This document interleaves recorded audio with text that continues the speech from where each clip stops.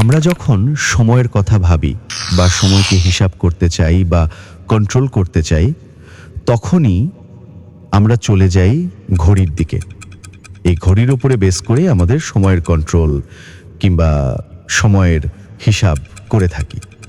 কিন্তু আদিম যুগে যখন ঘড়ি ছিল না, তখন মানুষ কি করে সময়ের হিসাব করত, তখন তারা কিভাবে সময় নির্ধারণ করত, সে বিষয়ে নিয়ে আজকে আলোচনা করব। তারা কোন ধরনের ঘড়ি ব্যবহার করত। আদিম যুগের লোকেরা আধুনিক যান্ত্রিক ঘড়ির মতো কোনো ঘড়ি ব্যবহার করত না।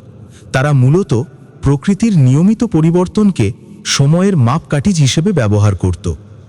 সময়ের হিসাব করার প্রধান কয়েকটি প্রাচীন পদ্ধতি ও উপায় সূর্য ও ছায়া। আদিম মানুষ সূর্যোদয় থেকে সূর্যাস্ত পর্যন্ত সময়কে দিন এবং সূর্যাস্ত থেকে সূর্যোদয় পর্যন্ত সময়কে রাত হিসেবে গণ্য করত। দিনের বেলায় তারা সূর্যের অবস্থান এবং বস্তুর ছায়ার দৈর্ঘ্য ও দিক দেখে সময়ের আন্দাজ করত। সকালে ছায়া দীর্ঘ হতো, দুপুরে ছোট